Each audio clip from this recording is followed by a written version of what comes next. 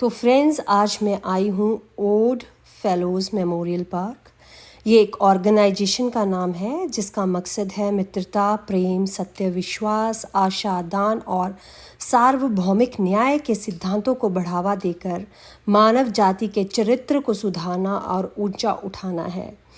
जो odd fellow memorial park है, इसकी स्थापना 1869 में हुई और यह एक बहुत बड़ा कब्रिस्तान है और जो ओलंपिया के दक्षिण की ओर नॉर्थ स्ट्रीट और किल्वी लैंड एवेन्यू के चौराहे के दक्षिण पूर्व में स्थित है।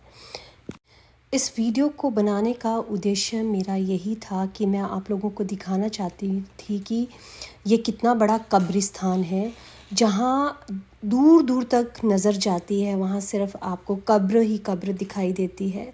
इसका आप क्षेत्रफल देख सकते हैं कि ये कितनी दूरी तक फैला हुआ है और जो कब्रें हैं ये एक दूसरे के साथ किस तरह से सटी हुई हैं, किस तरह से लोगों को दफनाया गया है यहाँ पर, और एक के बाद एक कब्र, कोई छोटी कोई बड़ी, जिस तरीके से अंतिम जो विदाई देते हैं क्रिश्चियनिटी में हो या मुस्लिम समाज के लोग अपने लोगों को दफनाते हैं, तो आप देख सकते हैं यहाँ पर किस तरह से लोगों की कब्रें बनी हुई हैं और किस तरह से वो सब लोग शायद आराम से इस कब्रगाह के अंदर सोए हुए हैं और हर एक चिंताओं से मुक्त होकर, यही शायद हमारे जीवन का अंत भी यही है।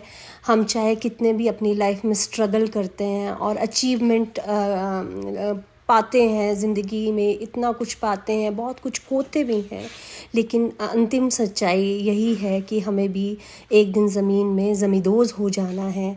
और लोग शायद इसी तरह से याद रखें हमें या सब उन लोगों को जो इस तरह से ज़मीन में ज़मींदोज़ हो गए हैं। आप देख लीजिए, परिवार वालों ने अपने अपने लोगों के नाम खुदवाए हैं अपनी जहाँ पर उनको आखिरी विदाई दी गई है। ये देख लीजिए यहाँ पर किस तरह से सभी लोगों के नाम एक प्लेट के ऊपर लिखे हुए हैं, मेंशन किए हुए हैं, और उनकी जन्म तिथि से लेके उनके मृत्यु की तिथि तक उनका पूरा जीवन काल इस प्लेट के ऊपर लिखा गया है।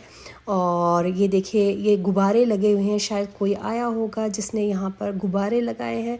मैं आपको बताना चाहूँगी कि यहाँ पर कुछ नियमों का पालन आपको करना पड़ता है। जब भी आप अपनी गाड़ी से यहाँ पर पहुँचते हैं तो गाड़ी की स्पीड 10 से ज़्यादा नहीं होनी चाहिए। यहाँ पर पार्क का खुलने का समय जो है 7 बजे से लेकर शाम को सूर्य अस्त तक होता है और किसी भी कब्र पर आप आर्टिफिशियल फूल नहीं चढ़ा सकते। कोई ग्लास कंटेनर यहाँ पर अलाउड नहीं है। और अगर आपको ऑफ़िस जाना है तो ऑफ़िस सुबह 8:30 बजे से शाम को 4 बजे तक यहाँ पर खुला रहता है। आप देख सकते हैं यहाँ पर कितनी सफाई का ध्यान रखा गया है, कहीं भी आपको कचरा नहीं मिलेगा। यहाँ पर संस्था द्वारा जो कर्मचारी रखे गए हैं वही यहाँ की साफ़ सफाई का ध्यान रखते हैं और ये कर्मचारी मैदान में दफनाए गए लोगों के जीवन को याद करने के लिए शांत और अच्छी तरह से बनाए रखा मैदान प्रदान करते हैं। ये पेशेवर हैं, समर्पित कर्मचारी समार्ग सेवा अनुबंध बनाने, अंतिम संस्कार की व्यवस्था करने और दाह संस्कार के विकल्पों के बारे में परिवार वालों के साथ बात करने उनको सहायता प्रदान करता है। सम्मार्ग निर्देशक कार्यक्रम के सभी पहलुओं में अपना मार्गदर्शन करता है। जब भी किसी व्यक्ति की मृत्यु होती है तो आपको संस्था को इन्फॉर्म करना पड़ता है, फिर संस्था वाले ही सारा जो है प्रबंध करते हैं और इस पूरे प्रोसेस में कम से कम भी 1 हफ़्ता लग जाता है। जो व्यक्ति शरीर छोड़ चुका होता है उसे पहले चर्च में रखते हैं, फिर घर वाले और सभी लोग आखिरी दर्शन के लिए चर्च में जाते हैं और मरने वाले को जो होता है उसके दर्शन करते हैं और फिर आखिर विदाई दफना कर दी जाती है। इस कब्रिस्तान को देखकर एक शायरी याद आ गई। एक कब्र में लिखा था, किसको क्या इल्ज़ाम दूँ दोस्तों, किसको क्या इल्ज़ाम दूँ दोस्तों, ज़िंदगी में सताने वाले भी अपने थे और दफनाने वाले भी अपने थे। ये देख लीजिए सामने जो आपको कब्र दिखी है, ये एक लेडी की है जिसमें मेंशन किया गया था कि तुम एक अच्छी बेटी, एक अच्छी माँ, एक अच्छी बहन, अच्छी सहेली हो और तुमने अपनी पूरी ज़िंदगी बहुत ही शानदार तरीके से जी है। कब्रिस्तान तेरा भी हिसाब बड़ा नेक है, अमीर हो या गरीब सबका बिस्तर एक है। जी हाँ, आप इस क्षण में ये नहीं सोच सकते कि कौन अमीर है गरीब है, सभी को एक साथ एक ही बिस्तर पे ज़मींदोज़ होना है। ये एक बहुत बड़ी सच्चाई है जो आपके सामने है। तो क्योंकि मैं शिमला की हूँ और अपने पूरे जीवन काल में एक ही बार सिमेट्री गई हूँ, वहाँ पर जब भी जाते थे तो एक डर रहता था। बचपन में छोटे थे तो वो एक ऐसा लगता था यहाँ से भी भूत आ जाएगा, वहाँ से भी भूत आ जाएगा। लेकिन आज जब इस जगह को देखती हूँ तो मन में सिर्फ शांति शांति और शांति ही महसूस कर रही हूँ।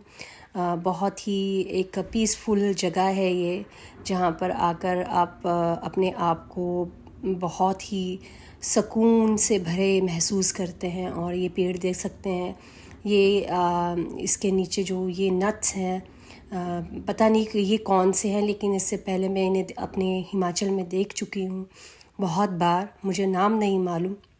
और ये देख लीजिए, मैंने एक उठाया भी था अपने हाथों में और ये बड़ी मात्रा में चारों तरफ फैले हुए थे। आप देख सकते हैं कितने सारे ज़मीन में ये गिरे हुए हैं। और ये देख लीजिए, ये जो इसकी जड़ों में किस तरह से ये लगे हुए, जड़ों नहीं, इनकी जो ये पत्तियां हैं इसमें ये जो फल के रूप में ये लगे हुए हैं। और इसके अगर आप ध्यान से देखेंगे तो ये कांटेदार है, जो भी है ये, what ever it is, I don't know. तो अगर किसी को भी पता है तो वो मुझे बता सकता है। ये देखिए, मैंने उठाया और आपको ये मैं दिखा रही हूँ कि इसके चारों तरफ जो है ये कांटे ही कांटे लगे हुए हैं। और मुझे बिल्कुल नहीं पता है कि इसका नाम क्या है। और इसके बाद देखिए, मेरी बेटी जो है सामने खड़ी होकर मुझसे पूछ रही है कि मम्मा ये कौन है, जबकि यहाँ पर इसके नीचे लिखा हुआ है रॉजर, बट मुझे इसके बारे में पता नहीं है कि ये मूर्ति है मेरे लिए। मगर क्रिश्चियनिटी में इसकी क्या वैल्यू है, इसे किस रूप में रखा जाता है, या वो मुझे नहीं मालूम। मैं कोई भी ऐसा जवाब नहीं देना चाहती थी जिसके बारे में मुझे खुद भी नहीं मालूम। तो मैंने नहीं बताया उसको क्योंकि मुझे खुद भी नहीं पता था। तो ये आखिरी बार आपको यहाँ का पूरा दृश्य दिखाते हुए, अंतिम दृश्य और अंतिम छोर की ओर पहुँचते हुए। अगर आपको मेरा ये व्लॉग अच्छा लगे तो प्लीज़ इसे लाइक कीजिए, शेयर कीजिए और सब्सक्राइब करना मत भूलिए। Thank you so much.